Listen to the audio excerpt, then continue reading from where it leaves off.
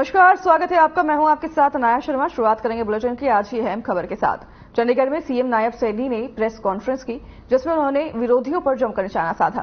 CM Saini ने India और को घमंडिया गठबंधन बताया और साथ ही सीएम ने और क्या कुछ कहा, आपको भी सुनाते हैं। 5,000 करोड़ रुपए के घोटाले से जेल से बेल पर है। जीप घोटाले से लेकर हेलीकॉप्टर घोटाले तक, देश के लोकतंत्र को बदनाम करने से लेकर चीन की सत्तारूढ़ पार्टी से एमओयू साइन करने तक इन पर आरोप लगे हुए हैं और ये कि गर्व से इसे कहते बताते नहीं थकते हैं। आम आदमी पार्टी, जिस पार्टी के नेता खुलेआम कहा करते थे कि ऊपर आरोप भी लगे, ये मंचों से बोलते थे केजरीवाल साहब कि अगर आरोप भी लगे तो मैं राजनीति छोड़ दूंगा। उनकी वीडियोज पड़ी हैं। वे भ्रष्टाचार करने के बावजूद कुर्सी छोड़ने को तैयार नहीं हैं।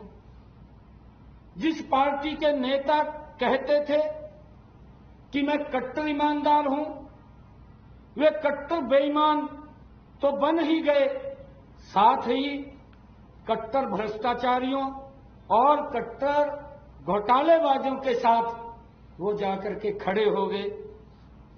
जिस पार्टी के नेता कहते थे कि मैं तो आम आदमी हूं, वो आज कोर्ट में कह रहे हैं कि मुझे रिमांड क्यों लिया है, मैं तो मुख्यमंत्री हूं।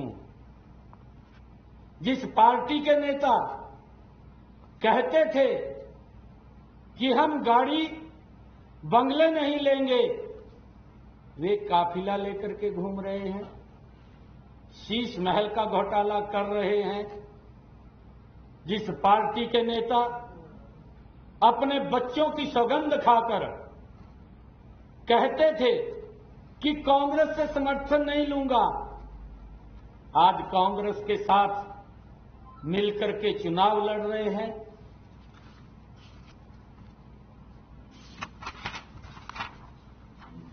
जिस पार्टी के नेता शिक्षा, स्वास्थ्य, बिजली और पानी पर काम करने की बात करते थे, आज वो शिक्षा में, हेल्थ में, बिजली में और पानी में भी घोटाला कर रहे हैं।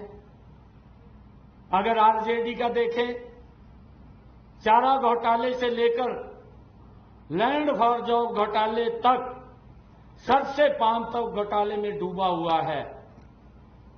अपनी बेटी का नाम मीसा रखकर कांग्रेस का खात्मा करने की बात कहने वाले लालू प्रसाद यादव आज कांग्रेस की ही गोद में बैठे हैं। बिहार पर वर्षों तक राज करने वाली राजद ने इस प्रदेश को बीमारू राज्य की श्रेणी में लाकर के खड़ा करने का काम किया है। राजद के शासन में बिहार के लोग सिर्फ घोटालों और भ्रष्टाचार देखा है। चारा घोटाले में लालू प्रसाद यादव दोषी हैं ही, लेकिन लैंड फॉर जॉब घोटाले में भी उनके बेटे पर भी प्रवर्तन निदेशालय की जांच चल रही है। ईडी गठबंधन में शामिल होकर लालू का लक्ष्य मात्र अपने परिवार को सत्ता तक पहुंचाना है।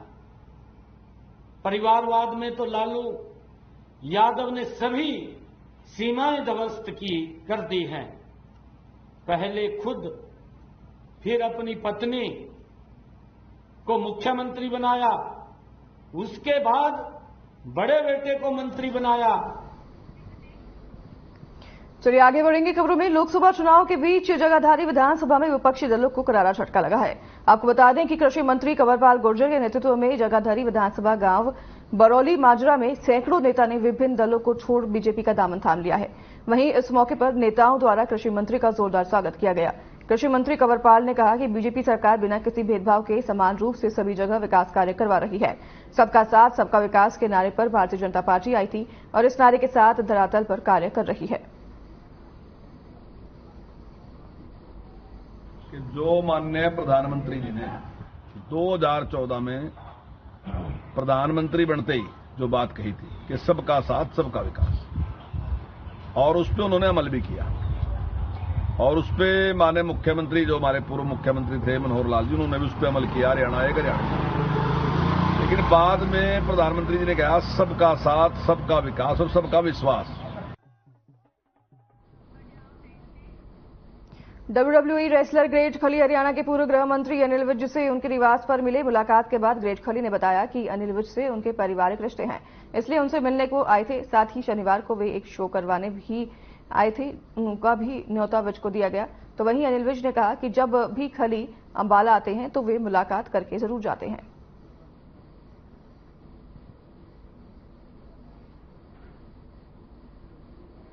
खलीदी ग्रेट जो है वो मेरे मित्र हैं और वो आते जाते मुझसे मिलते रहते हैं और काफी एक्सपीरियंस शेयर करते हैं।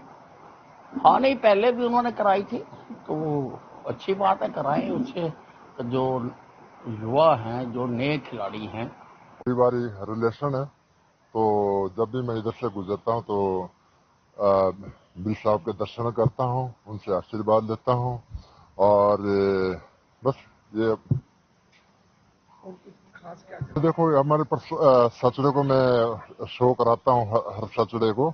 तो उस दिन के लिए मैं बताया, रिक्वेस्ट करिए साहब से कि भैया आपने जरूर आना है। और एक जो हमारे जो CW के जो रेसलर है, एक उनको एक मोटिवेशन मिलेगी। और ताकि वो हमारे जो हरियाणा में, हिंदुस्तान पे जो हमारे जो लड़के हैं, जो नौजवान है, ताकि वो रेसलिंग पे आगे आए हो। कुरुक्षेत्र में हरियाणा स्टेट अनाज आढ़ती संगठन के बैनर तले थानेसर की अनाज मंडी में आढ़ती 5 दिवसीय हड़ताल पर बैठ गए हैं। यह हड़ताल 1 अप्रैल से लेकर 5 अप्रैल तक की जाएगी। आढ़ती एसोसिएशन के प्रधान मायाराम चंद्रभापुरा ने कहा कि हरियाणा सरकार ने उनकी आड़त को घटा दिया है। पहले की सरकार 2.5% आड़त दिया करती थी, जिसको अब हरियाणा सरकार ने घटा दिया है। और भी अन्य कई मांगे हैं जिनको लेकर यह हड़ताल शुरू की गई है। उन्होंने कहा कि अगर सरकार उनकी मांगे नहीं मानेगी तो 15 मई के बाद दोबारा आढ़ती हड़ताल करेंगे। जो हरियाणा प्रदेश की एसोसिएशन है, आढ़ती एसोसिएशन, उसने एक फैसला लिया था, भाई हमारी जो आड़त है और कई और मुद्दे हैं, ये सरकार हमारे साथ ठीक नहीं कर रही। 4 दिन का सरकार को टाइम दिया था, लेकिन सरकार ने कोई भी बात आढ़ती एसोसिएशन हरियाणा प्रदेश से नहीं की। तो आज हम उसी के उसमें यहाँ बैठे हैं। हमारी कुछ मांगे हैं, जैसे आड़त है हमारी 2.5% थी, तो उसको 2.5 से काट कर 2% कर दी गई है। हमारी नॉलेज है हरियाणा में और कई जगह अनाज मंडी में गेहूं खरीद शुरू होने के साथ ही आढ़तियों का विरोध भी शुरू हो चुका है। अपनी मांगों को लेकर हरियाणा स्टेट आढ़ती एसोसिएशन ने 5 दिनों की सांकेतिक हड़ताल शुरू कर दी है। वहीं अपनी मांगे उन्होंने ये रखी है कि फसल बिकावावली पर 2.5% आड़त, साइलो में जाने वाली फसल पर कमीशन और किसानों के खाते में पेमेंट देने का विरोध सहित कई ऐसी अन्य मांगे हैं जिसको लेकर आढ़ती प्रदर्शन कर रहे हैं। आढ़तियों की हड़ताल आगामी 5 अप्रैल तक रोजाना 2 घंटे की जाएगी। क्यों ले जाए, कोई दिक्कत नहीं है, लेकिन मंडी के थ्रू जाना चाहिए। सीधा डायरेक्ट मंडी में तो मैं बार सीधा किसान से लियागा, फिर मंडी में तभी क्या रह जाएगा, मंडी खत्म हो जाएंगे। हमने करोड़ों की दुकान ले रखी है और खर्चे हैं, तो सीधा तो साइलो में ले जाना का, साइलो में ले जाओ, तो मंडी के थ्रू लेकर जाओ।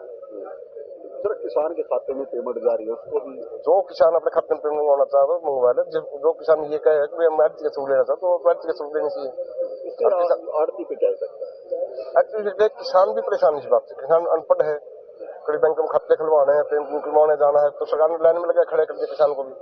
जब किसान में कोई दिक्कत नहीं है, परेशानी नहीं है, किसान को सीधी पेमेंट मांग नहीं रहा है, तो सरकार का भी रवैया है।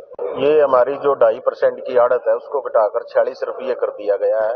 हमारी काफी दिन से सरकार से मांग है, पहले भी अवगत करा चुके हैं कि हमें पूरी आड़त मिलनी चाहिए 2.5% के, क्योंकि दुकानों के खर्चे, महंगाई डे बाई डे बढ़ती जा रही है। ये हमारी प्रमुख मांग है।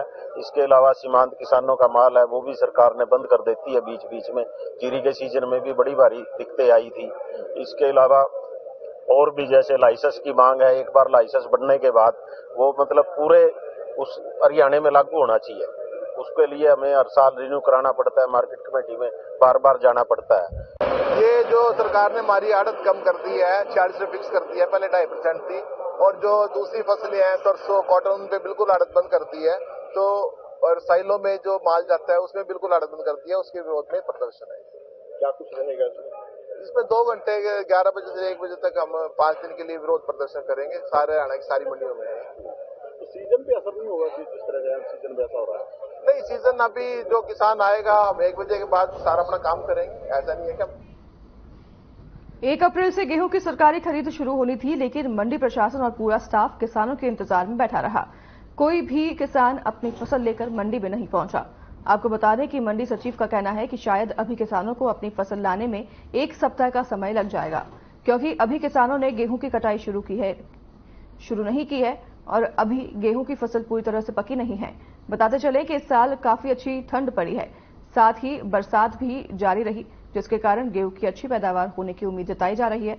लेकिन सरकार द्वारा हर साल 1 अप्रैल से गेहूं की सरकारी खरीद शुरू हो जाती है और जो लगभग 15 मई तक जारी रहती है। इस दौरान किसान अपनी फसल अंबाला जिला में स्थित लगभग 15 मंडियों में लेकर आते हैं, जिसे सरकार पोर्टल के जरिए खरीद लेती है। आज से सरकार ने गेहूं की खरीद शुरू कर दी है। तो आपको बता दें कि गेहूं की खरीद शुरू होने के बावजूद मंडियों पर किसान इस बार नहीं दिखे। सारी तमाम व्यवस्था करने के बावजूद किसान इस बार मंडियों तक नहीं पहुंचे। तो वहीं इस पर ये भी कयास लगाए जा रहे हैं कि किसान कुछ दिनों बाद मंडियों पर पहुंचेंगे, क्योंकि इस बार काफी ठंड हुई थी और बारिश भी हुई थी। ऐसे में किसान अभी तक गेहूं की कटाई नहीं कर पाए हैं और जल्द ही किसान गेहूं की कटाई करके मंडी तक पहुंचेंगे। तो वहीं सरकार हर साल 1 अप्रैल गेहूं की खरीद शुरू करती है और उसी तरह इस साल भी 1 अप्रैल से गेहूं की खरीद शुरू हो गई है। हालांकि किसानों का इंतजार मंडियों में फिलहाल किए जा रहा है। आज 1 अप्रैल है, तो आज हमारे यहाँ पे अनाज मंडी में ई-खरीद पोर्टल पर गेट पास कटने शुरू हो जाएंगे, पर अभी तक अराइवल बिल्कुल भी नहीं है। अभी तक हमारे पास गेहूं की एक भी ढेरी नहीं है, पर जैसे ही कोई ढेरी आती है तो उसका गेट पास काटा जाएगा। अनुमान ये है कि भी इसको आने में कम से कम 8-10 दिन लग सकते हैं।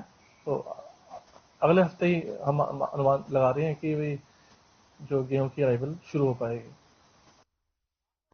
किसान आंदोलन का बड़ा चेहरा माने जाने वाले युवा किसान नवदीप जलबेड़ा को बीते दिनों अंबाला पुलिस ने मोहाली एयरपोर्ट से गिरफ्तार किया, जिसके बाद कोर्ट में पेश किया गया था, जहां से पुलिस ने नवदीप को 2 दिन की रिमांड मांग ली थी।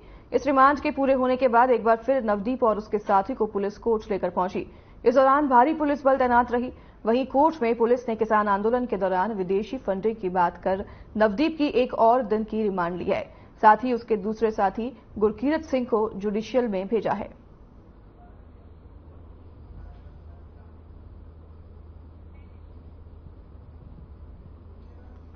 किसान आंदोलन का बड़ा चेहरा माना जाते हैं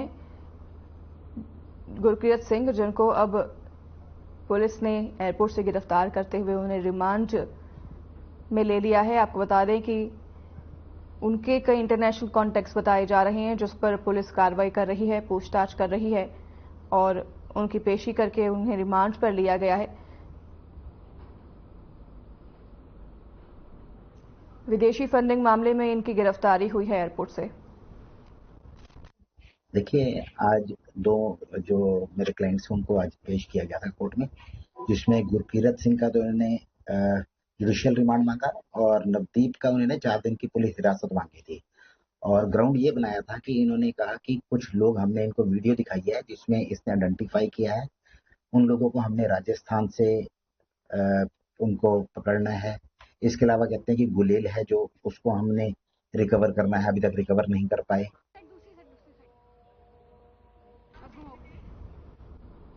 इसी बीच रुकेंगे एक छोटे से ब्रेक के लिए, जल्द हाजिर होंगे आपके पास इस ब्रेक के बाद।